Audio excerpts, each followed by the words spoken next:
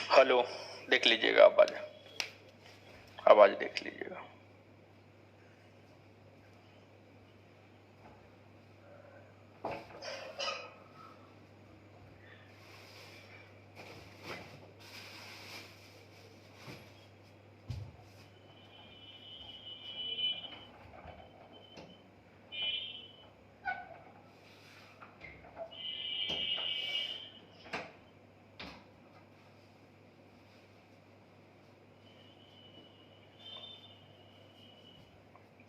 कल के बायोलॉजी का क्लास अपलोड नहीं है क्या?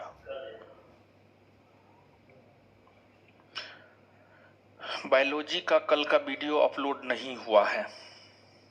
अपलोड हो गया है, अपलोड कर दिया है, आप जा करके देखिए। आप लोग प्लेलिस्ट चेक नहीं करते हैं और मैसेज करते हैं कि अपलोड नहीं है। प्लेलिस्ट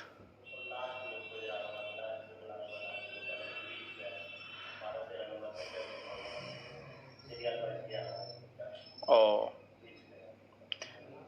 कल का क्लास जो है चैप्टर नंबर 12 या 13 है। तो प्लेलिस्ट में जाइएगा तो चैप्टर नंबर 13 है, तो बीच में आपको मिल जाएगा। अपलोड है, अपलोड है। देखिए दिलकुश चौधरी आप ही में से बोल रहा है कि अपलोड है। ठीक है, अपलोड है। राकेश कुमार सिंह अपलोड है। हाँ जी, अपलोड है, अपलोड है। जाकर के प्लेलिस्ट चेक कीजिए। चलिए, वीडियो डिलीट हो गया है। कोई वीडियो डिलीट नहीं हुआ है सनंत कुमार जी, कोई वीडियो डिलीट नहीं हुआ है। कोई वीडियो डिलीट नहीं हुआ है, अपलोड है, बीच में अपलोड है।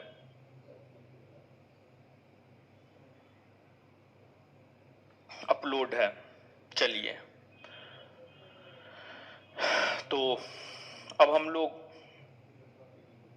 आ जाते हैं। हाँ, चीजों को ध्यान से देखता है नहीं और फिर चलिए ठीक है। आज जो है क्लास से संबंधित सभी प्रकार की सूचना सबसे पहले हम आपको दे देते हैं। क्लास से संबंधित सभी प्रकार की सूचना दे देने के बाद ही जो है आज हम आपको पढ़ाना प्रारंभ करेंगे। ठीक है, तो आप ध्यान से क्लास से संबंधित सूचनाओं को जो है पढ़िएगा। ध्यान से क्लास से संबंधित सूचनाओं को जो है सबसे पहले आप सुनिएगा और उसके बाद फिर आप अपना जो भी करना होगा अपना करते रहिएगा। देखिए, महत्वपूर्ण सूचना।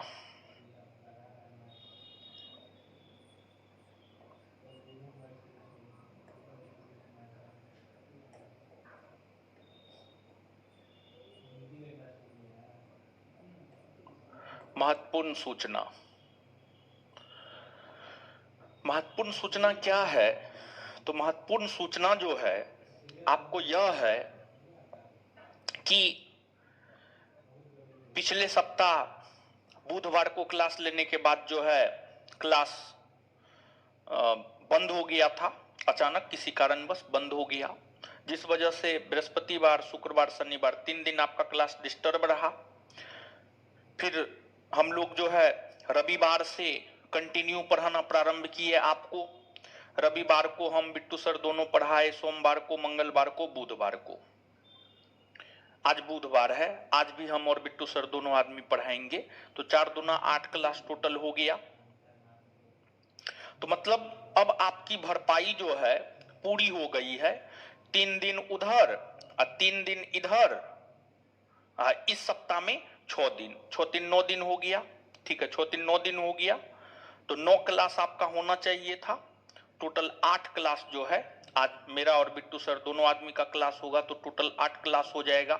यानी कुल मिलाकर के इस सप्ताह के चीजों तक को हमने आपकी भरपाई कर दी, क्लास हमने आपको करवा दिया। बायो का पुराना वीडियो अपलोड है, न्यू वाला अपलोड कर दीजिए। इस बैच में राहुल कुमार जी, अगर आपने इस बैच में पढ़ा है तो इस बैच में जो पढ़ाया गया है वही वीडियो अपलोड है, कोई पुराना वीडियो अपलोड नहीं है। ठीक है राहुल कुमार जी, इस बैच में जो पढ़ाया गया है वही वीडियो अपलोड है, कोई पुराना वीडियो अपलोड नहीं है। इस बैच के जो छात्र हैं वो इस बात से अवगत हैं। समझ गए? बीच में उठ करके आने वाला होगा, तो ये चीज है। आज आपका हम क्लास लेंगे, मेरे बाद बिट्टू सर क्लास लेंगे, तो बिट्टू सर जो है बायोलॉजी खत्म कर देंगे। आज हम क्लास लेंगे, मेरे क्लास लेने के बाद जो है आपको बिट्टू सर क्लास लेंगे, और जब बिट्टू सर क्लास लेंगे तो बिट्टू सर जो है बायोलॉजी खत्म कर देंगे आज। मतलब 2 चैप्टर का ऑब्जेक्टिव बचा हुआ है, दोनों चैप्टर का ऑब्जेक्टिव जो है सर आज आपको करवा देंगे, और आज बायोलॉजी समाप्त करने की घोषणा सर आपको कर देंगे। ठीक है? अगली बात यह है कि बायोलॉजी आपका समाप्त हो गया। टोटल का टोटल जो है बायोलॉजी में टोटल 18 चैप्टर है, और 18 चैप्टर में हर चैप्टर में जो है आपको ऑब्जेक्टिव है, सब्जेक्टिव है। तो अब बायोलॉजी में जो टोटल 18 टॉपिक है, बायोलॉजी में जो टोटल 18 टॉपिक है, मतलब पूरा का पूरा जो बायोलॉजी है, पूरे 18 टॉपिक को अब आपको रिवीजन करना है। ठीक है? रिवीजन करना है। और आप सुन लीजिए, आज के बाद सरस्वती पूजा है, कल 26 जनवरी है, तो कल आपका क्लास नहीं है, सरस्वती पूजा का छुट्टी हो जाएगा आज के बाद। ठीक है? आज के बाद जो है सरस्वती पूजा का छुट्टी हो जाएगा। फिर आपका क्लास सोमवार से चलेगा, यानी 30 जनवरी से चलेगा। सोमवार से चलेगा यानी 30 जनवरी से जो है पुनः आपका क्लास अपने समय अनुसार चलेगा। और पुनः जब आपका क्लास अपने समय अनुसार चलेगा तो ये ऑफलाइन एंड ऑनलाइन दोनों चलेगा। अभी तो फिलहाल सिर्फ और सिर्फ जो है ऑनलाइन चल रहा है, लेकिन 30 जनवरी से जब क्लास शुरू होगा तो आपका क्लास ऑफलाइन और ऑनलाइन दोनों मोड में चलेगा। ऑफलाइन और ऑनलाइन दोनों मोड में चलेगा। और अगली बात यह है कि 30 जनवरी यानी सोमवार को जब आपका क्लास होगा तो सोमवार को पूरे बायोलॉजी का टेस्ट होगा। और इस बायोलॉजी के टेस्ट में जो लड़का टॉप करेंगे, पहला स्थान पर जो आएंगे उन्हें 1000 रुपया दिया जाएगा। सेकेंड स्थान पर जो आएंगे उन्हें 500 रुपया दिया जाएगा। और थर्ड स्थान पर जो आएंगे उन्हें 200 रुपया दिया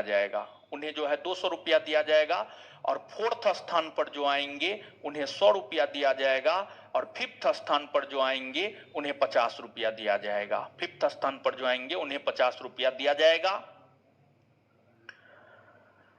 ये पुरस्कार की राशि है।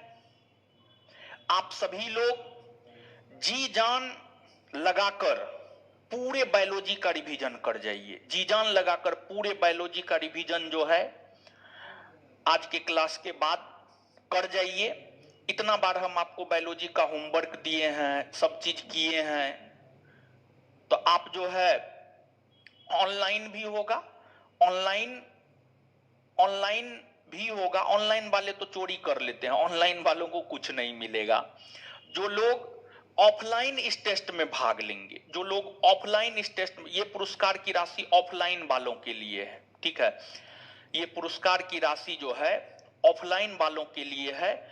और अगर कोई पटना में रहते हैं और आप अगर ऑनलाइन क्लास करते हैं, आप चाहते हैं कि बायोलॉजी का टेस्ट आकर के दे, तो आप निश्चित तौर पर जो है 30 जनवरी को पूरे बायोलॉजी का 10 से 12 एसआई बैच के छात्रों के लिए जो टेस्ट होने जा रहा है, उस टेस्ट में आप सभी लोग जो है शामिल होइए।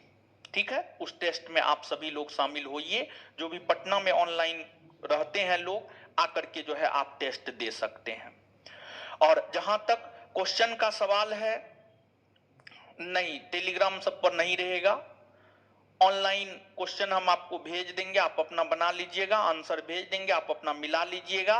और क्वेश्चन के विषय में हम आपको अवगत करवा दे कि बिट्टू सर के नोट में जो क्वेश्चन है ना, वहीं से क्वेश्चन रहेगा, एक भी क्वेश्चन बाहर से नहीं आएगा। बिट्टू सर के नोट में जितना क्वेश्चन है वहीं से जो है आपको क्वेश्चन रहेगा। और टेस्ट किस टाइम होगा, टेस्ट के टाइम की अगर हम बात करें तो जो क्लास का टाइम है 10 से 12, 10 से 12 ही टेस्ट का टाइम होगा। जो क्लास का टाइम है 10 से 12, टेस्ट का टाइम 10 से 12 ही होगा। 10 से 12 के बीच में टेस्ट को जो है करवा लिया जाएगा। तो पूरे बायोलॉजी का टेस्ट 30 जनवरी को सुबह में 10 बजे से, 30 जनवरी को सुबह में 10 बजे से होगा। और 1 to 5 तक को जो है सम्मानित किया जाएगा।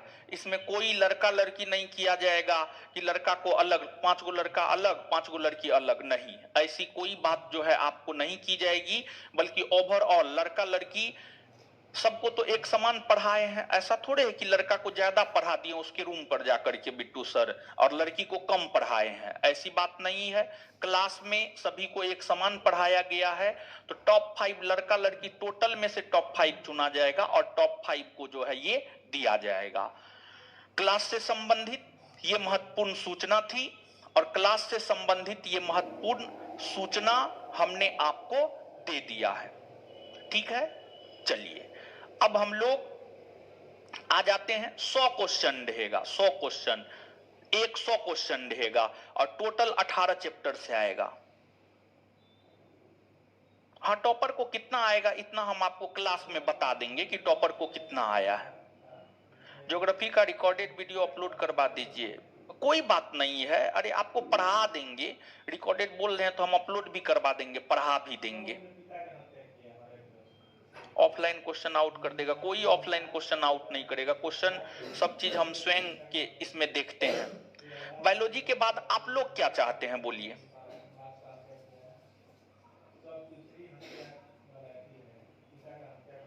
बायोलॉजी के बाद आप लोग क्या चाहते हैं?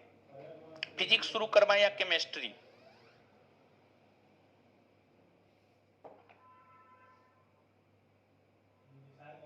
हाँ, इसमें ओनली बायो से क्वेश्चन रहेगा।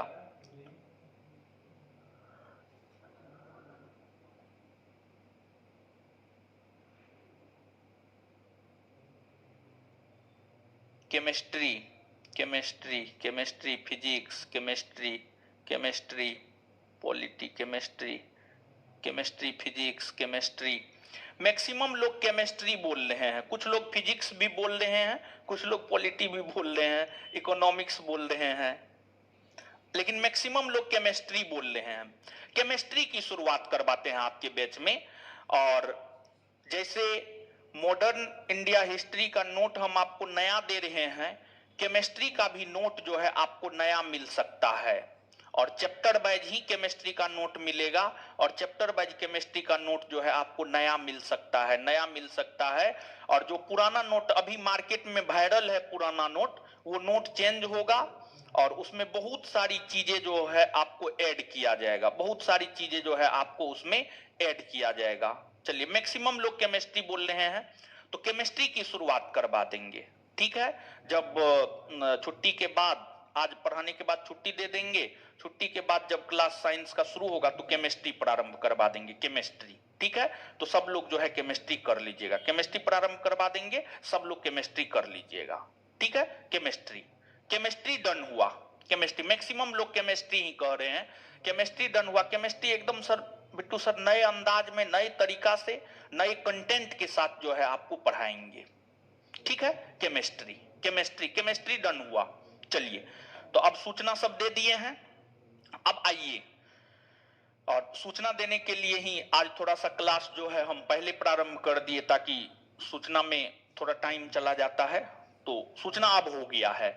अब भाई जी लोग आ जाइए, अब हम लोग जो है पढ़ना प्रारंभ कर देते हैं।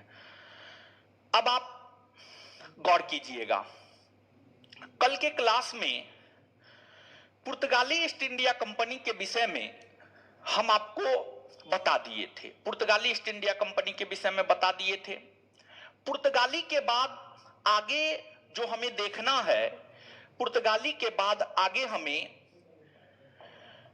Dutch East India company, Dutch East India company के विषय में देखना है। डच ईस्ट इंडिया कंपनी के विषय में हमें देखना है, ठीक है।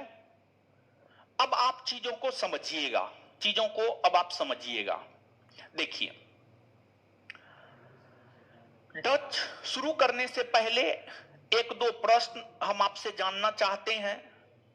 आप एक दो प्रश्न का जो है जवाब दीजिए, ताकि हमको पता चल सके कि आप पढ़ रहे हैं या नहीं पढ़ रहे हैं, ठीक है, पढ़ रहे हैं या नहीं पढ़ रहे हैं।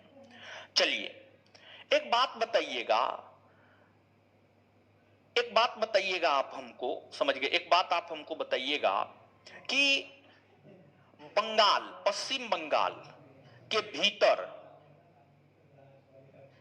पुर्तगालियों ने समुद्री लूटपाट को लेकर, पश्चिम बंगाल के भीतर पुर्तगालियों ने समुद्री लूटपाट को लेकर किसे अपना एक केंद्र बिंदु बनाया था? किसे अपना एक केंद्र बिंदु बनाया था? किसे अपना एक केंद्र बिंदु बनाया था?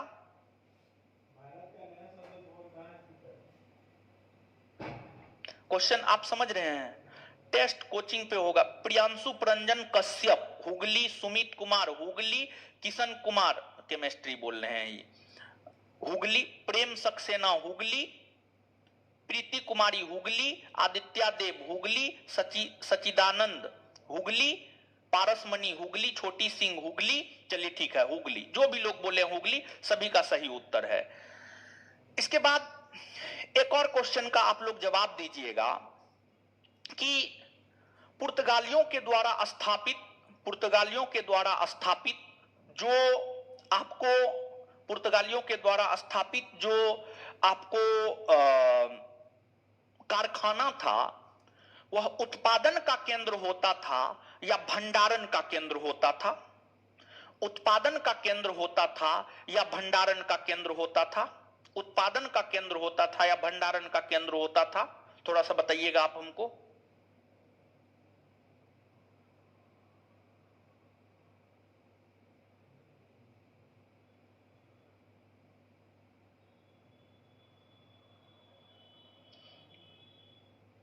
भंडार, प्रियांशु प्रंजन कश्यप, भंडारण।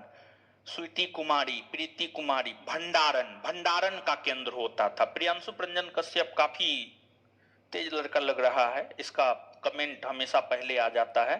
चलिए ठीक है, बहुत बढ़िया।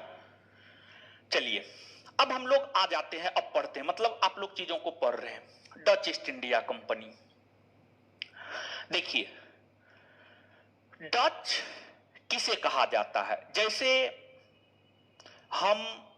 आप, हम सभी भारत के रहने वाले लोग हैं, तो हम लोगों को हिंदुस्तानी कहा जाता है, भारतीय कहा जाता है, इंडियन कहा जाता है।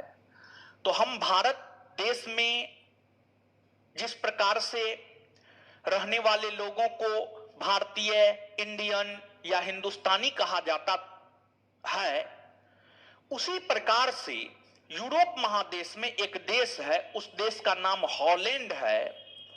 और जो हॉलैंड है,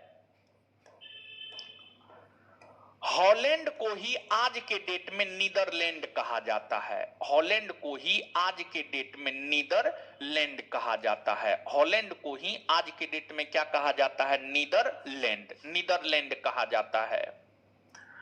तो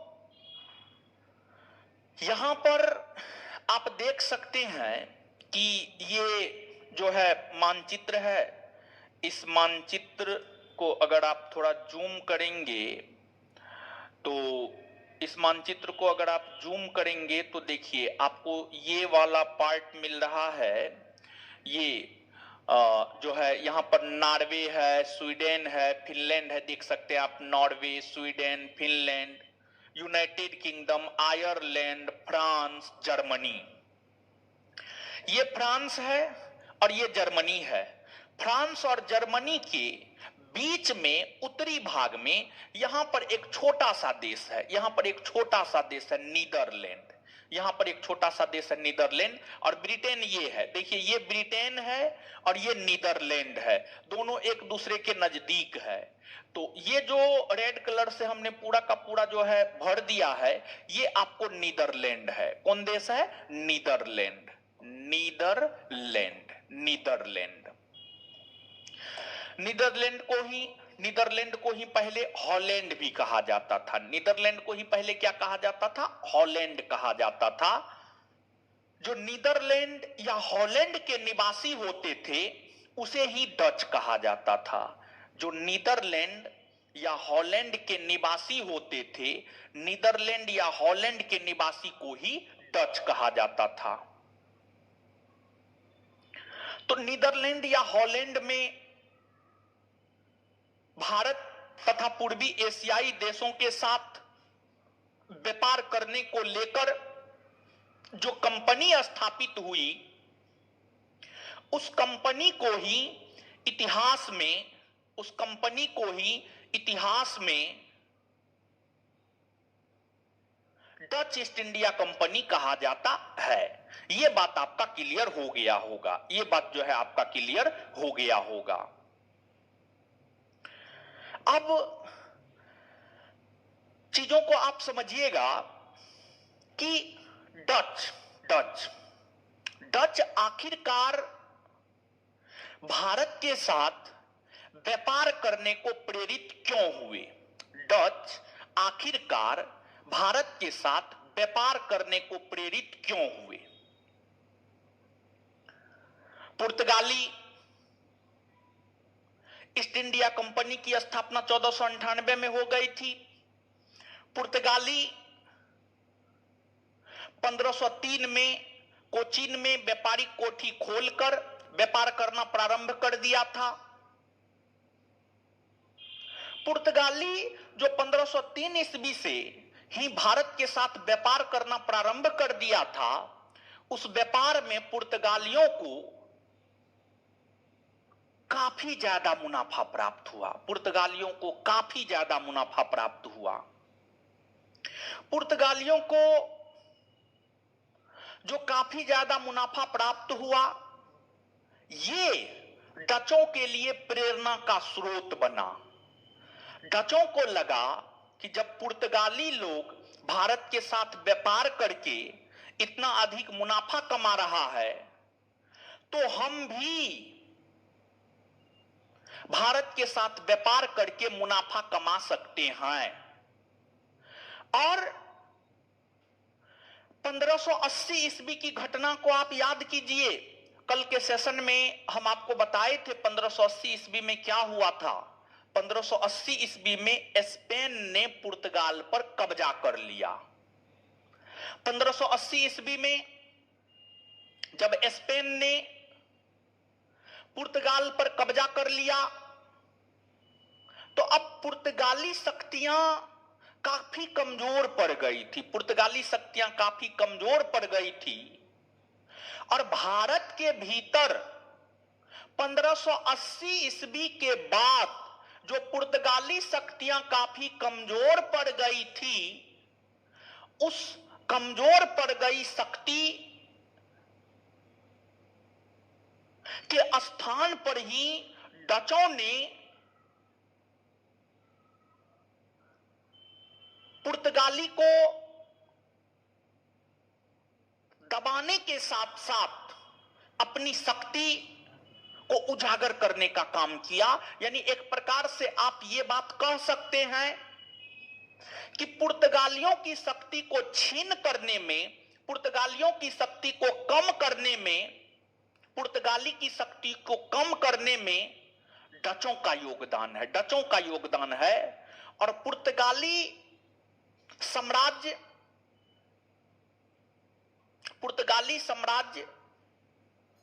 के स्थान पर ही जो है आपको, पुर्तगाली साम्राज्य के स्थान पर ही जो है आपको डचों ने अपने आप को भारत में स्थापित किया था। डचों ने अपने आप को भारत में स्थापित किया था और प्रथम डच यात्री था कॉर्नेलियन हाउटमैन, जो भारत की यात्रा किया था। प्रथम डच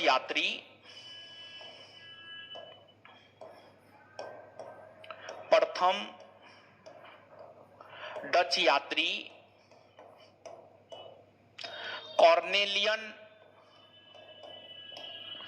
हाउटमैन था, जिन्होंने भारत की यात्रा की। कॉर्नेलियन हाउटमैन ने भारत की यात्रा 1596 ईस्वी में की। 1596 ईस्वी में की। नोट को अगर आप देखेंगे तो नोट में 1595 लिखा हुआ है। मेरे ख्याल से नोट में जो है इसको आप 1596 कर लीजिएगा। नोट में इसको जो है आप 1596 कर लीजिएगा, 1596 कर लीजिएगा।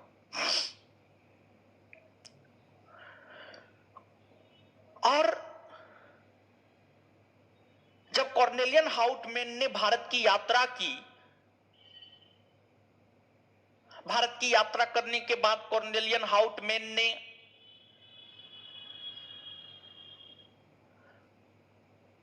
नीदरलैंड पहुंचकर वहां की सरकार को भारत की व्यापार से अवगत करवाया। भारत की व्यापार से अवगत करवाने के बाद नीदरलैंड की सरकार को लगा कि नहीं, भारत के साथ व्यापार मुनाफे का सौदा होगा। और जब नीदरलैंड की सरकार को यह लगा कि भारत के साथ व्यापार मुनाफे का सौदा होगा, लाभ का सौदा होगा, लाभ का सौदा होगा, इसलिए नीदरलैंड की संसद ने एक प्रस्ताव पारित किया। और नीदरलैंड की संसद ने जो प्रस्ताव पारित किया, उस प्रस्ताव के आधार पर ही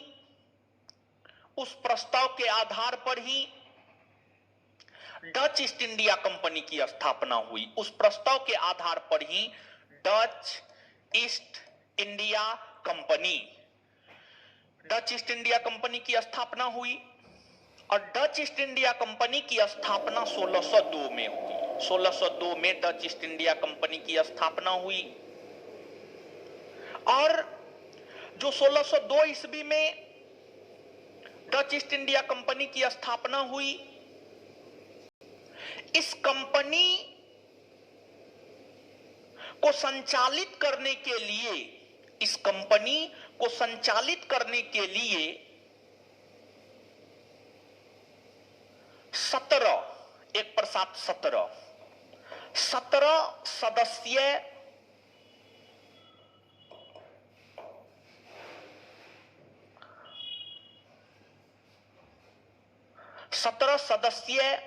17 सदस्य एक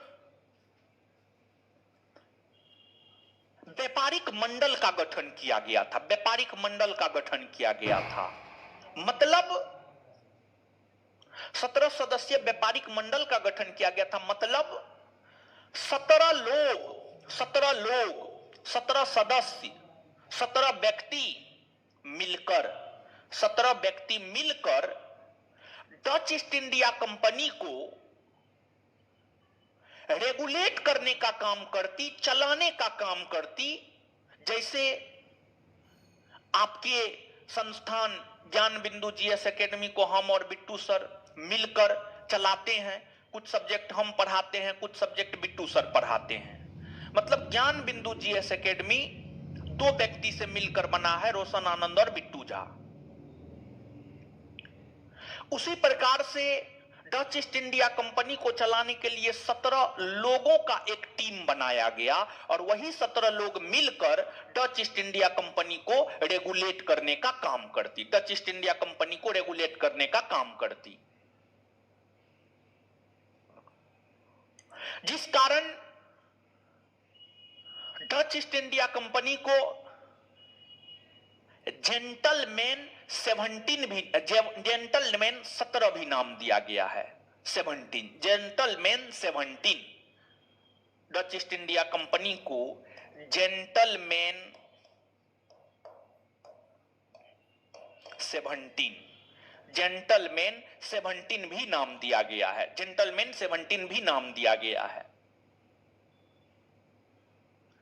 और नीदरलैंड की संसद ने डच ईस्ट इंडिया कंपनी को भारत तथा पूर्वी एशियाई देशों के साथ, भारत तथा पूर्वी एशियाई देशों के साथ, भारत तथा पूर्वी एशियाई देशों के साथ 21 वर्षों तक 21 वर्षों तक 21 वर्षों तक व्यापार करने का, युद्ध करने का, संधि करने का, किला बनाने का तमाम प्रकार के अधिकार दिए, तमाम प्रकार के अधिकार दिए, सभी अधिकार दिए। तो नीदरलैंड की संसद ने प्रारंभिक दिनों में, प्रारंभिक दौर में मात्र 21 वर्षों का व्यापारिक एकाधिकार डच ईस्ट इंडिया कंपनी को प्रदान किया। लेकिन जब डच ईस्ट इंडिया कंपनी से नीदरलैंड को मुनाफा होने लगा तो फिर उसको जो है उस डेट को एक्सटेंड करता गया। और ध्यान रहे कि जो डच ईस्ट इंडिया कंपनी था, डच ईस्ट इंडिया कंपनी की जो स्थापना 1602 ईस्वी में हुई है, 1602 ईस्वी में डच ईस्ट इंडिया कंपनी की स्थापना वेरिंग दे ऑस्ट इंडसे कंपनी के नाम से हुआ। 1602 ईस्वी में जो डच ईस्ट इंडिया कंपनी है, 1602 ईस्वी में डच ईस्ट इंडिया कंपनी की स्थापना वेरिंग दे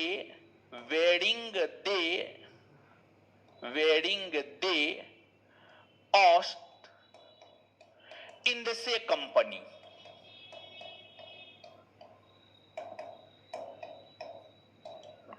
सोलह सौ दो ईस्वी में डच ईस्ट इंडिया कंपनी की स्थापना वेरिंग दे ऑस्ट इंडसे कंपनी के नाम से हुआ। और ध्यान रहे नीदरलैंड के भीतर सिर्फ डच ईस्ट इंडिया कंपनी ही नहीं थी, डच ईस्ट इंडिया कंपनी के अलावा Dutch East India company, Dutch West India company, वेरिंग दे ऑस्टे कंपनी, ये तमाम प्रकार की कंपनियां थी, ये तमाम प्रकार की कंपनियां थी।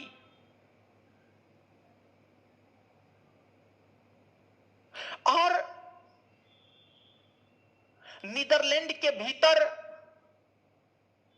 जो तमाम प्रकार की कंपनियां थी, उन तमाम प्रकार की कंपनियों को, नीदरलैंड के भीतर जो तमाम प्रकार की कंपनियां थी, उन बेरिंग दे ऑस्ट इंडसे कंपनी कहा जाता है।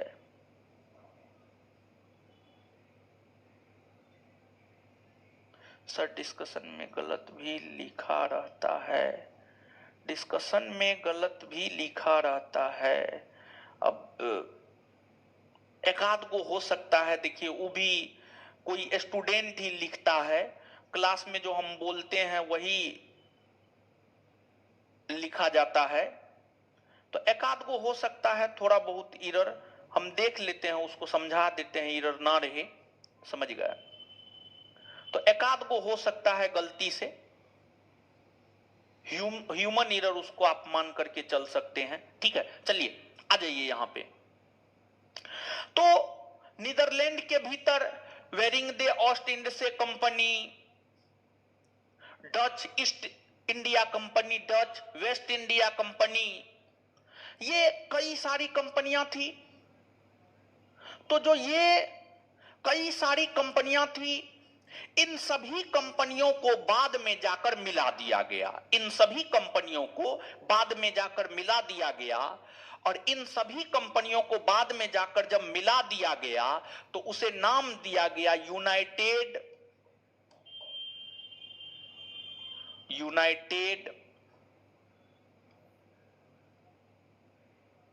East India Company, United East India Company of Netherlands, United East India Company of Netherlands, United East India Company of Netherland. तो अब आप चीजों को समझिएगा। जब आपको स्थापना हुई थी कंपनी की तो उसका नाम था वेरिंगडे ऑस्ट इंडसे कंपनी। वेरिंगडे ऑस्ट इंडसे कंपनी ही बाद में जाकर डच ईस्ट इंडिया कंपनी कहलाया, और बाद में जाकर कई सारी कंपनियों को डच ईस्ट इंडिया कंपनी के साथ मर्ज कर दिया गया, और कई सारी कंपनियों को जब डच ईस्ट इंडिया कंपनी के साथ मर्ज कर दिया गया तो फिर इस कंपनी को नाम दिया गया United East India Company of Netherlands, United East India Company of Netherland. तो प्रश्न में वेरिंगडे ऑस्ट इंडसे कंपनी हो, डच ईस्ट इंडिया कंपनी हो, या फिर United East India Company of Netherland हो, सभी को एक ही कंपनी मान करके चलना है। और सभी का स्थापना वर्ष अगर हम कहें तो सभी का स्थापना वर्ष हम लोग 1602 ईस्वी कह सकते हैं। 1602 1602 ईस्वी कितना कह सकते हैं? 1602 यानी 1602 ईस्वी कह सकते हैं। 1602 ईस्वी। तो स्पेशली जो है एसएससी, बिहार दरोगा इस प्रकार का काम नहीं करता है। एसएससी, सीएचएसएल, सीजीएल, ये सब जो है नाम में फंसाता है, सीधा डच ईस्ट इंडिया कंपनी की स्थापना नहीं देगा। देखिए, अगर डच ईस्ट इंडिया कंपनी की स्थापना पूछेगा कोई भी विद्यार्थी मार देगा 1602, लेकिन वहीं पर अगर पूछ देगा वेरिंगडे ऑस्ट इंडसे कंपनी की स्थापना कब हुई है तो थोड़ा सा विद्यार्थी का दिमाग चकराएगा कि क्या होगा, ये कहां से आ गया। फिर वहीं पे पूछ देगा United East India Company of Netherland, तो फिर विद्यार्थी का दिमाग थोड़ा और चकराएगा। तो तीनों एक ही बात है, तीनों अलग अलग बात नहीं है। तीनों की स्थापना 1602 ईस्वी ही हम मान करके चल सकते हैं। क्लियर?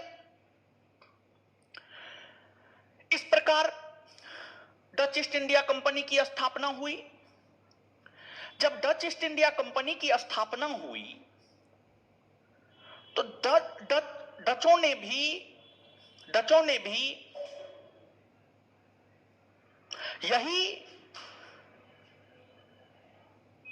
डचों ने भी यही प्रयास किया कि हमें भी पुर्तगालियों की भांति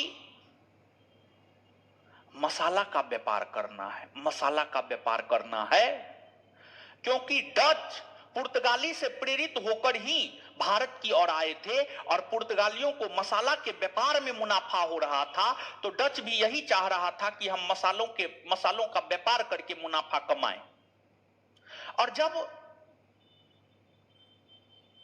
डचों का भारत आगमन हुआ, डचों के भारत आगमन के बाद डच और पुर्तगाली ईस्ट इंडिया कंपनी के बीच, डच और पुर्तगाली ईस्ट इंडिया कंपनी के बीच 1602 ईस्वी में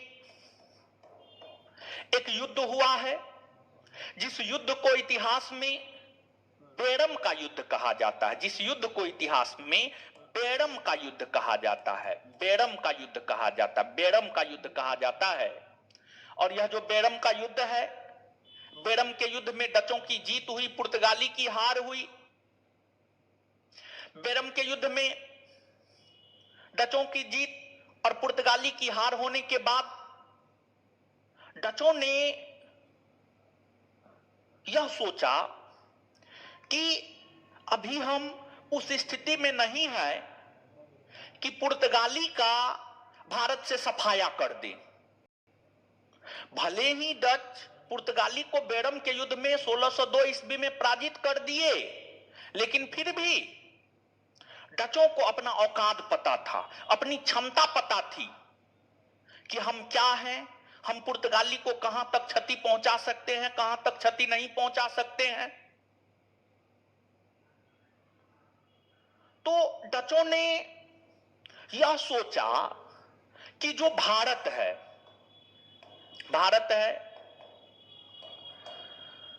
भारत में दो तट है, ये आपको पूर्वी तट है और ये आपको पश्चिमी तट है। ये आपको क्या है? पश्चिमी तट।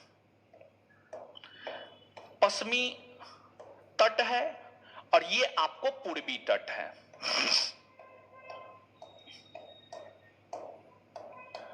ये आपको पूर्वी तट है।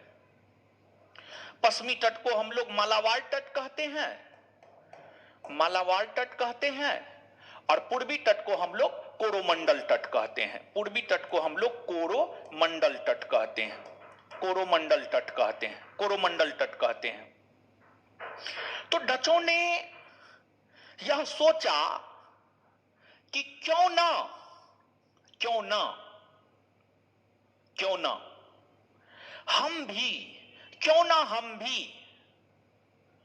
ना हम पुर्तगाली को बिना क्षति पहुंचाए, क्यों ना हम पुर्तगाली को बिना क्षति पहुंचाए, पुर्तगाली से झगड़ा मोल लिए बिना अपने व्यापार को भारत में स्थापित कर ले। तो डचों ने यह देखा कि पुर्तगाली लोग जो है भारत के पश्चिमी तट पर है, भारत के पश्चिमी तट पर है। अगर हम पश्चिमी तट को छोड़ देंगे तो फिर पुर्तगालियों से कोई झगड़ा मोल लेना नहीं है। तो डचों ने अपनी दूरदर्शिता का प्रयोग करते हुए पुर्तगालियों से बिना झगड़ा मोल लिए हुए, पुर्तगालियों से बिना झगड़ा मोल लिए हुए डचों ने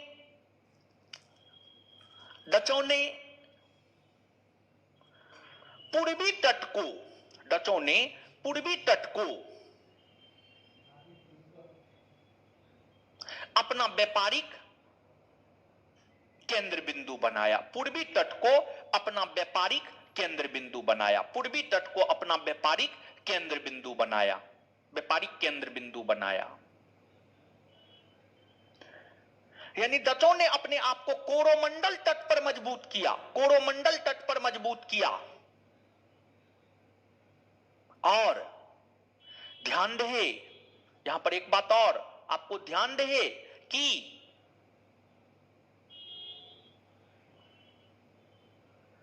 जब आप विश्व मानचित्र पर आएंगे, इसको छोटा कैसे करेंगे? अच्छा, हो जाएगा।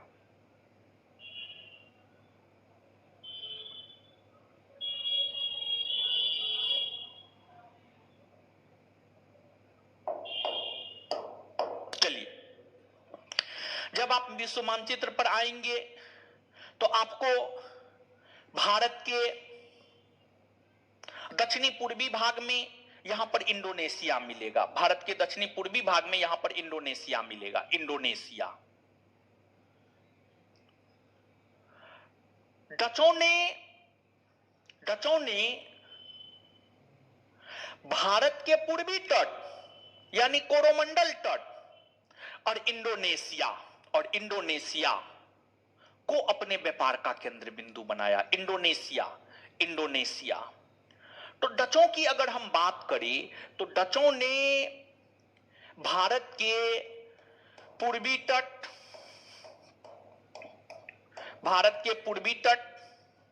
यानी कोरोमंडल तट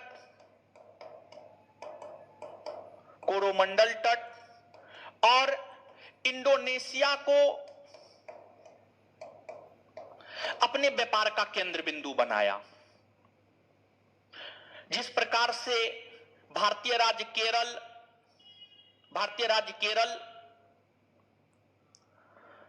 मसालों के व्यापार का एक प्रमुख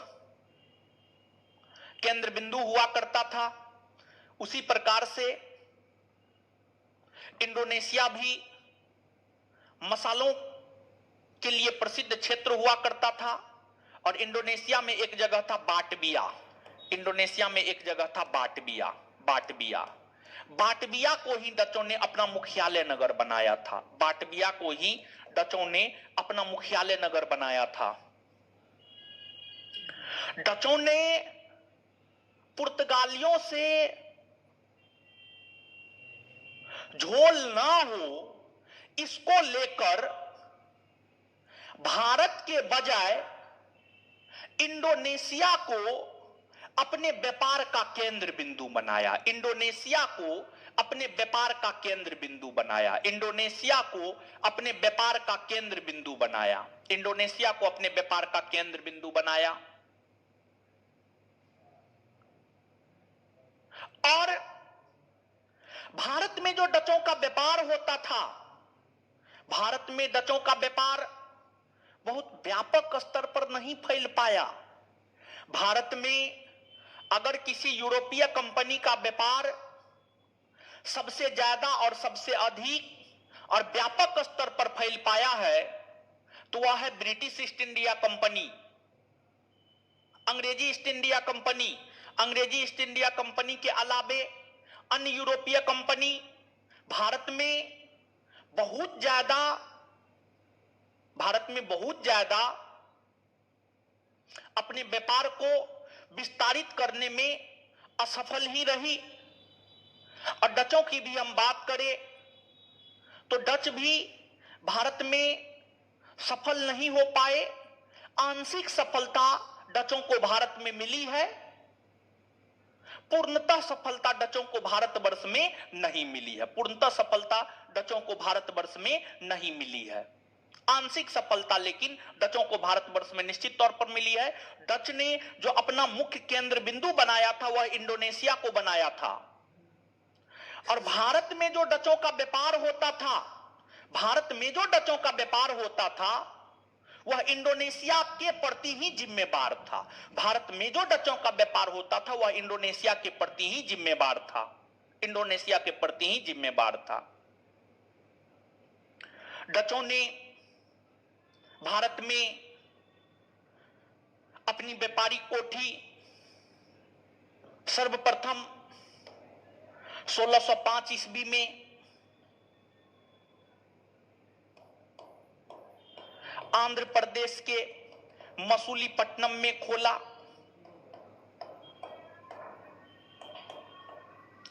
आंध्र प्रदेश के मसूलीपट्टनम में खोला। डचों ने 1605 ईस्वी में अपनी पहली व्यापारिक कोठी भारतवर्ष में आंध्र प्रदेश के मसूलीपट्टनम में, आंध्र प्रदेश के मसूलीपट्टनम में खोला। मसूलीपट्टनम में खोला।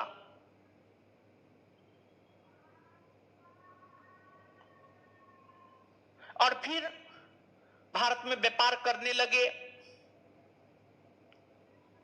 भारत के साथ मसालों के व्यापार के साथ साथ डचों ने सूती वस्त्र का भी व्यापार करना प्रारंभ किया। सूती वस्त्र का भी व्यापार करना प्रारंभ किया। सूती वस्त्र का भी व्यापार करना प्रारंभ किया। और डचों की हम बात करें तो डच ही प्रथम यूरोपीय कंपनी है जिसने सूती वस्त्र को निर्यात का वस्तु बनाया। सूती वस्त्र को निर्यात का वस्तु बनाया। सूती वस्त्र को भारत से निर्यात का वस्तु बनाने का श्रेय जो है डचों को ही जाता है। डच इस प्रकार से भारत में व्यापारिक कोठी खोलकर व्यापार करना प्रारंभ किया। और जो डच थे धीरे धीरे पुलिकट में, चिंसूड़ा में, मछलीपट्टनम में, नागपट्टनम में, ओडिशा में, तमाम जगहों पर अपनी व्यापारिक कोठी स्थापित करने का काम डचों ने किया। लेकिन डचों को सबसे ज्यादा परेशानियों का सामना अगर करना पड़ा है, डचों को सबसे ज्यादा परेशानियों का सामना करना पड़ा है तो वह आपको अंग्रेजों से करना पड़ा, अंग्रेजों से। क्योंकि आप याद कीजिए, अंग्रेजी ईस्ट इंडिया कंपनी की स्थापना 1600 ईस्वी में हो गई। अंग्रेजों ने पहली व्यापारिक कोठी 1608 में खोली, सूरत में खोली, और डच ईस्ट इंडिया कंपनी की स्थापना 1602 में हुई, और डचों ने अपनी पहली व्यापारिक कोठी आंध्र प्रदेश के मसूलीपट्टनम में खोली। तो जो डच ईस्ट इंडिया कंपनी था और जो ब्रिटिश ईस्ट इंडिया कंपनी था, दोनों लगभग कुछ ही वर्षों के अंतराल पर भारत आए, व्यापारिक कोठी खोले और व्यापार करना प्रारंभ किया। तो डचों को सबसे ज्यादा परेशान अगर किसी कंपनी ने किया है तो वह ब्रिटिश ईस्ट इंडिया कंपनी था, वह ब्रिटिश ईस्ट इंडिया कंपनी था। और डच ईस्ट इंडिया कंपनी को डच सरकार के द्वारा संचालित किया जाता था और ब्रिटिश ईस्ट इंडिया कंपनी को प्राइवेट लोगों के द्वारा संचालित किया जाता था। तो यहां पर प्राइवेट और सरकारी शब्द का प्रयोग हम क्यों कर रहे हैं? जैसे एजुकेशन, आप छात्र हैं, आप पढ़ रहे हैं, आप शिक्षा ले रहे हैं, आप जानकारी ले रहे हैं हमसे। एजुकेशन, आप स्वयं इस बात को सोच करके देखिएगा। बिहार, आप बिहार के होंगे या उत्तर प्रदेश के होंगे या झारखंड के होंगे या मध्य प्रदेश के होंगे, सामान्य तौर पर यही 4-5 राज्य का स्टूडेंट हमसे पढ़ता है। तो आप इन राज्यों में शिक्षा की व्यवस्था को देखिए। प्राइवेट शिक्षा, प्राइवेट एजुकेशन बेहतर है या गवर्नमेंट एजुकेशन, सरकारी शिक्षा बेहतर है? क्या बेहतर है? प्राइवेट एजुकेशन बेहतर है या गवर्नमेंट एजुकेशन बेहतर है? तो आपके अंदर से यह आवाज आएगा कि प्राइवेट शिक्षा बेहतर है। अगर गवर्नमेंट शिक्षा बेहतर होती तो फिर आप हमसे पढ़ नहीं रहे होते, बल्कि स्कूल में, कॉलेज में आपको इतना पढ़ा दिया जाता कि आपको हमसे पढ़ने की कोई आवश्यकता नहीं होती। मतलब हम क्या कर सकते हैं? हम ये जो एग्जाम्पल दे रहे हैं, हम ये, मसूली पुलीकट में दूसरा कोठी खोला था प्राइवेट, चलिए ठीक है, आप लोग भी प्राइवेट बोल रहे हैं।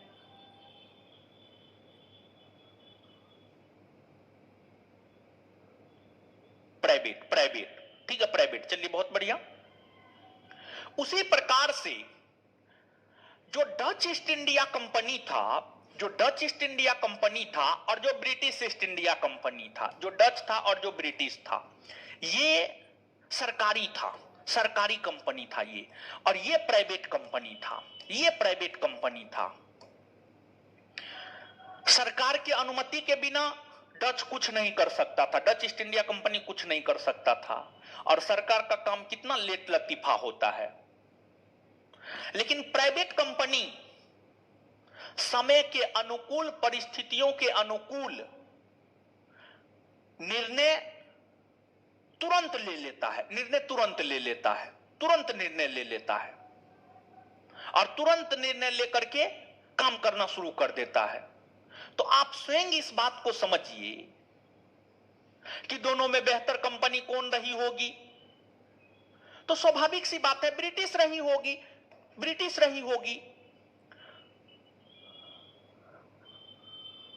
धीरे धीरे ब्रिटिशों ने अपने आप को भारत में इस काबिल बना लिया, अपनी जड़ को इतनी मजबूत कर लिया कि ब्रिटिशों को हिलाने वाला कोई नहीं रहा। और जब ब्रिटिशों को हिलाने वाला कोई नहीं रहा तो फिर ब्रिटिशों ने 1759 ब्रिटिशों ने 1759 ईस्वी में बंगाल के चिंसुड़ा के बेदरा नामक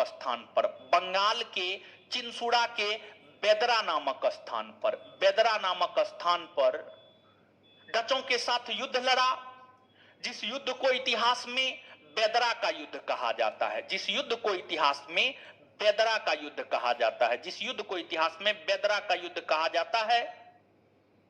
और जो बेदरा का युद्ध है, बेदरा का युद्ध 1759 ईस्वी से 1759 ईस्वी में डच ईस्ट इंडिया कंपनी और ब्रिटिश ईस्ट इंडिया कंपनी के बीच हुआ। और जो यह युद्ध हुआ, इस युद्ध में डचों की हार हुई, ब्रिटिशों की जीत हुई। और इस युद्ध से ही भारत में डचों का पतन हो गया। इस युद्ध से ही भारत में डचों का पतन हो गया। तो अगर आप पुर्तगालियों के पतन को देखेंगे तो पुर्तगालियों का भारत से पतन करने में, पुर्तगालियों के पतन के लिए हद तक डच जिम्मेदार है। पुर्तगालियों के पतन के लिए हद तक डच जिम्मेदार है और डचों के पतन के लिए हद तक ब्रिटिश जिम्मेदार है। हद तक जो है ब्रिटिश जिम्मेदार है। कौन जिम्मेदार है? ब्रिटिश जिम्मेदार है। मतलब इन यूरोपीय कंपनियों के बीच भी बहुत ज्यादा आपसी प्रतिस्पर्धा थी, बहुत ज्यादा आपसी प्रतिस्पर्धा थी। और फिर ये यूरोपीय कंपनी धीरे धीरे आपस में ही लड़ने कटने मरने लगा। और जब सभी यूरोपीय कंपनी आपस में ही लड़ने कटने मरने लगा तो उन यूरोपीय कंपनियों में, जैसे हमने आपको मुगल काल पढ़ाया है, तो विशेष तौर पर जो है जहांगीर के निधन होने के बाद उसके पुत्र आपस में लड़ने झगड़ने लगे। शाहजहां फिर जो है आपको जहांगीर के बाद ये चीज हुआ। फिर जहांगीर के बाद शाहजहां बादशाह बने। शाहजहां के पुत्र तो शाहजहां के जीवित रहते ही बादशाह बनने को लेकर आपस में लड़ने झगड़ने लगे। और आप याद कीजिए, बहादुरगढ़ का युद्ध, देवराय का युद्ध, खाजबा का युद्ध, ये सब युद्ध याद है। उत्तराधिकारी का युद्ध है, हमने आपके बैच में पढ़ाया है ये सब बात। और उस उत्तराधिकारी के युद्ध को याद रखने का ट्रिक भी हम आपको बताए हुए थे। बाग सा खदेरा, सबसे पहले बहादुरगढ़ का युद्ध, फिर धर्मट का युद्ध, स से सामूगढ़ का युद्ध, खाजबा का युद्ध, देवराय का युद्ध, ये सभी उत्तराधिकारी के युद्ध थे। उन उत्तराधिकारी के युद्ध में शाहजहां के सभी पुत्र आपस में लड़ झगड़ रहे थे और अंतिम रूप से जीत औरंगजेब की हुई और बादशाह औरंगजेब बन गए। उसी प्रकार से जितनी भी यूरोपीय कंपनियां थी, वे यूरोपीय कंपनियां आपस में लड़ने झगड़ने लगी, एक दूसरे को बाहर करने लगी और सबसे शक्तिशाली बनकर उभर गई ब्रिटिश ईस्ट इंडिया कंपनी। और जब सबसे शक्तिशाली बनकर ब्रिटिश ईस्ट इंडिया कंपनी उभर गई तो ब्रिटिश ईस्ट इंडिया कंपनी ने भारत से अन्य यूरोपीय कंपनियों को ही बाहर नहीं किया, बल्कि भारत में अपनी प्रभुसत्ता को भी स्थापित किया, बल्कि भारत में अपनी प्रभुसत्ता को भी स्थापित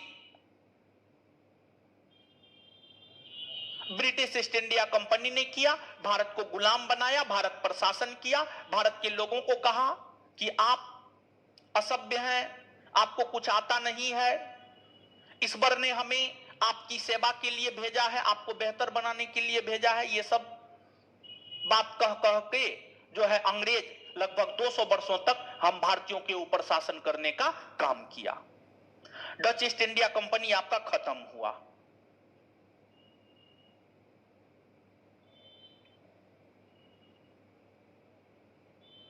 डच ईस्ट इंडिया कंपनी जो है आपका खत्म हुआ। अब डच ईस्ट इंडिया कंपनी के बाद जो हमें पढ़ना है, डच ईस्ट इंडिया कंपनी के बाद जो हमें पढ़ना है वह British east India company. Dutch East India company के बाद जो हमें पढ़ना है वह क्या है? आपको ब्रिटिश ईस्ट इंडिया कंपनी।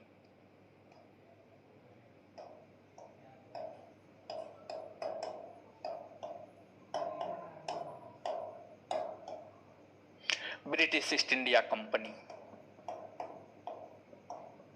ठीक है। लेकिन उससे पहले नोट में एक दो एरर है, तो नोट में जो एक दो एरर है उसको हम लोग क्लियर कर लेते हैं, फिर हम लोग यहां आ जाएंगे, समझ गए। तो एक बार जो है इसको प्रिसाइज कर लेते हैं, संक्षेपित कर लेते हैं, ताकि चीज आपके दिमाग में जो है चला जाए। किला का नाम है, किला का नाम है विक्रम सिंह जी, किला का नाम है। चिंसुरा में वो डच वो किला बनाया था, उसको विशेष नाम दिया था गुस्तवासु।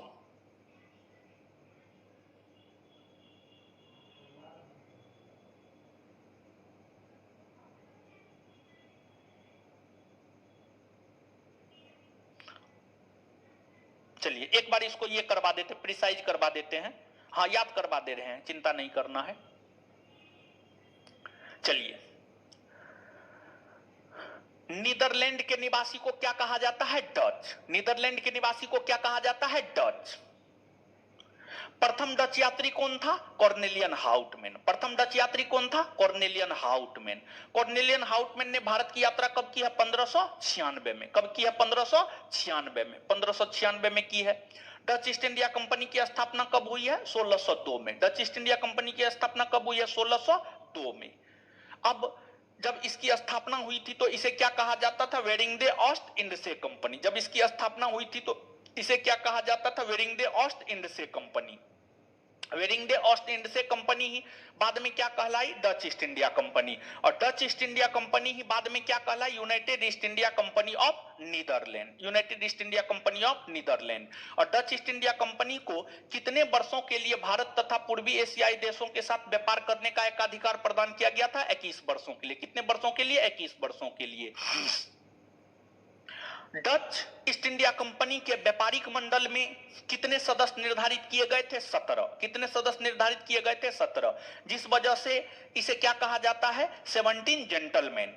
किस यूरोपीय कंपनी को 17 जेंटलमैन की भी संज्ञा दी जाती है? किस यूरोपीय कंपनी को 17 जेंटलमैन की संज्ञा दी जाती है? तो हम लोग क्या कह सकते हैं? Dutch East India company. क्या कह सकते हैं? Dutch East India company. क्या कह सकते हैं? Dutch East India company. किस यूरोपीय कंपनी को जेंटलमैन 17 की संज्ञा दी जाती है? डच। और बेरम का युद्ध कब हुआ है? 1602 में। बेरम का युद्ध कब हुआ है? 1602 में। किसके किसके बीच? डच और पुर्तगाली। डच और पुर्तगाली। किसकी जीत हुई है? डच की जीत हुई है। किसकी जीत हुई है? डच की जीत हुई है। आगे, डचों ने अपना मुख्यालय कहां बनाया? इंडोनेशिया। कहां बनाया? इंडोनेशिया। भारत में जो डचों का व्यापार था वह किसके प्रति जिम्मेवार था? इंडोनेशिया के प्रति जिम्मेवार था। डचों ने अपने आप को पूर्वी तट पर स्थापित किया या पश्चिमी तट पर? तो डचों ने अपने आप को पूर्वी तट पर स्थापित किया। पूर्वी तट यानी कोरोमंडल तट। डचों ने अपने आप को किस तट पर स्थापित किया? पूर्वी तट यानी कोरोमंडल तट। और सूती वस्त्र को निर्यात का वस्तु किसने बनाया? तो सूती वस्त्र को निर्यात का वस्तु डचों ने बनाया। सूती वस्त्र को निर्यात का वस्तु किसने बनाया? डचों ने बनाया। किसने बनाया? डचों ने बनाया। आगे, डचों का पतन किस युद्ध से हुआ है? तो डचों का पतन जो है बेदरा के युद्ध से हुआ है। बेदरा बंगाल में पड़ता है, बंगाल के चिनसुरा में पड़ता है।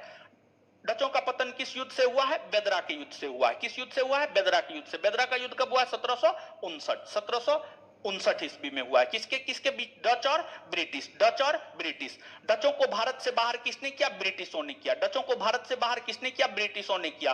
पुर्तगाली को भारत से बाहर किसने किया? डचों ने किया। पुर्तगाली को भारत से बाहर किसने किया? डचों ने किया। ठीक है। अब इसके बाद डचों ने अपनी पहली फैक्ट्री कब खोली? 1605 में। कहां खोली? आंध्र प्रदेश के मसूलीपट्टनम में। आंध्र प्रदेश के मसूलीपट्टनम में। ठीक है। चलिए, याद हो गया होगा। अब थोड़ा नोट में जो है थोड़ा सही कीजिएगा, और कुछ चीज जो है नोट में एक दो पॉइंट हम आपको लिखा भी देते हैं। ठीक है। तो सबसे पहले नोट खोलिए। नोट खोलिए। नोट खोलिए और नोट खोल करके जो है सही कीजिएगा। नोट में आप पहला पॉइंट पे जाइएगा। नोट में आप पहला पॉइंट पे जाइएगा। पहला पॉइंट पे चले गए?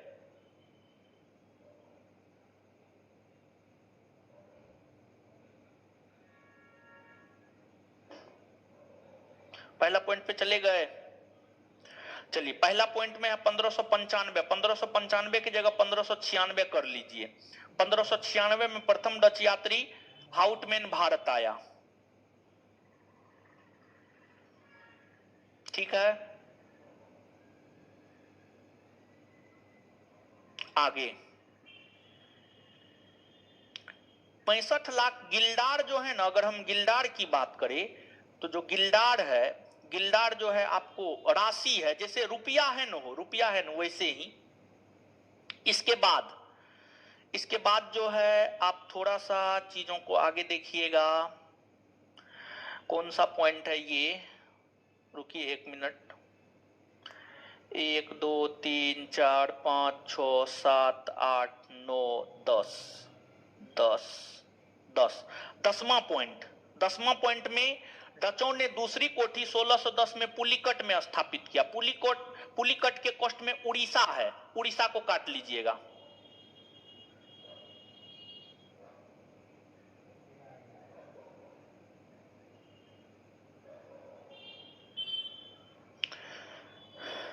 10वां पॉइंट में डचों ने दूसरी कोठी 1610 में पुलिकट में स्थापित किया। पुलिकट ठीक है, उड़ीसा नहीं आंध्र प्रदेश होगा, उड़ीसा नहीं बल्कि आंध्र प्रदेश होगा, उड़ीसा नहीं बल्कि आंध्र प्रदेश होगा।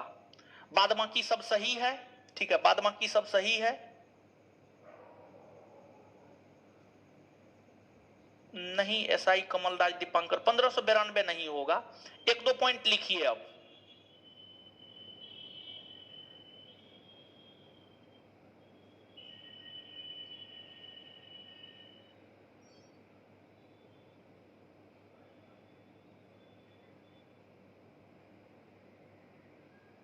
एक दो पॉइंट लिखिएगा और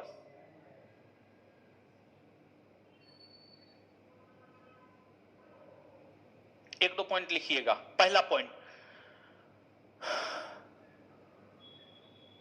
भारत से वस्त्र को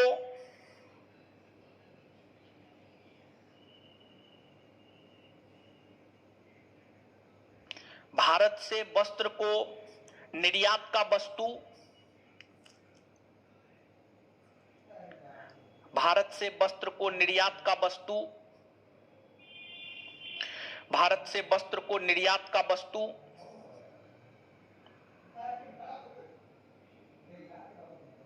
भारत से वस्त्र को निर्यात का वस्तु बनाने का श्रेय डचों को जाता है। भारत से वस्त्र को निर्यात का वस्तु बनाने का श्रेय डचों को जाता है। भारत से वस्त्र को निर्यात का वस्तु बनाने का श्रेय डचों को जाता है। भारत से वस्त्र को निर्यात का वस्तु बनाने का श्रेय डचों को जाता है। भारत से वस्त्र को निर्यात का वस्तु बनाने का श्रेय डचों को जाता है। Full stop. एक और पॉइंट, डचों ने इंडोनेशिया के बाटविया को अपना मुख्यालय नगर बनाया था। डचों ने इंडोनेशिया के बाटविया को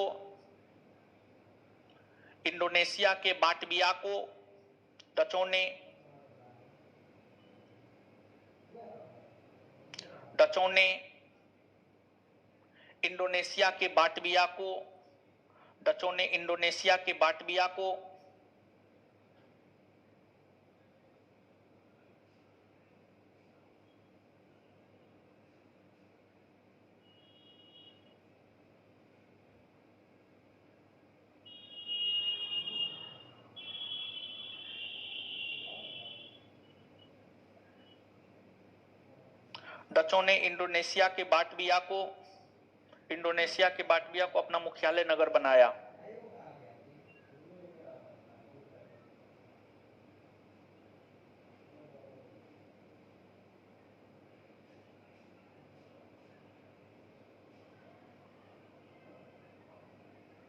चलिए ठीक है। इसके बाद जो है शहर है, संस्थापक है, मूल निवासी है, महाद्वीप है, खोज करता है। ठीक है, तो ये जो है हम आपको पढ़ाते हुए जो है हसन रजा पुर्तगाली में अल्मीडा वाला दूसरा पॉइंट चेक कर लीजिएगा।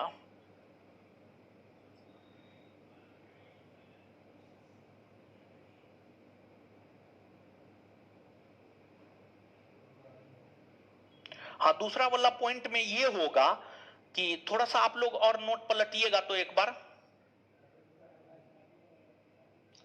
छोड़िए ने क्या है, उससे क्या मतलब है, छोड़िए।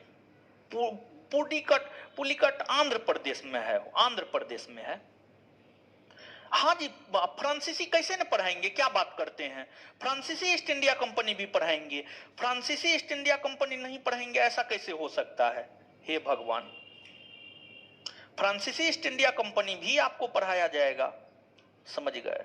अब फ्रांसीसी ईस्ट इंडिया कंपनी तो नोट में है, ये है, तो फ्रांसीसी कैसे न पढ़ाएंगे, सब चीज पढ़ाएंगे जी।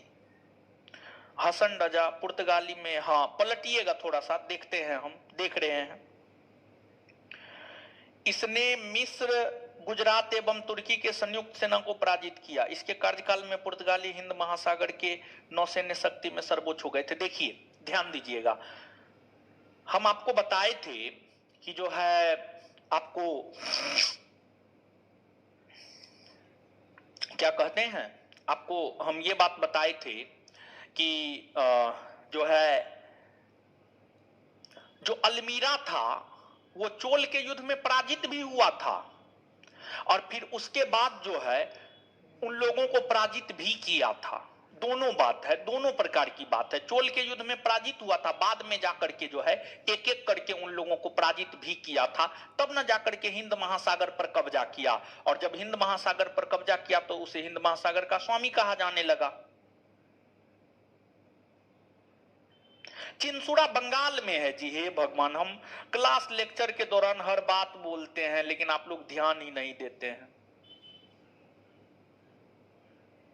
चिंसुड़ा बंगाल में है।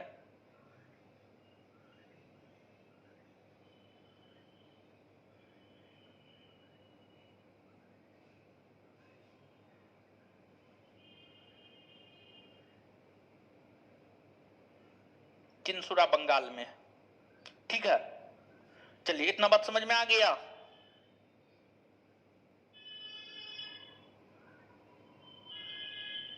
नहीं, जो हम बोल रहे हैं 1502 बोले हैं, 1502 ही होगा।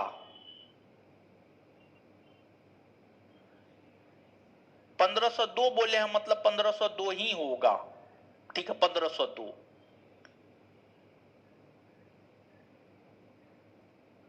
स्पेक्ट्रम में बहुत डाटा एरर है रोशन जी, स्पेक्ट्रम में बहुत डाटा एरर है।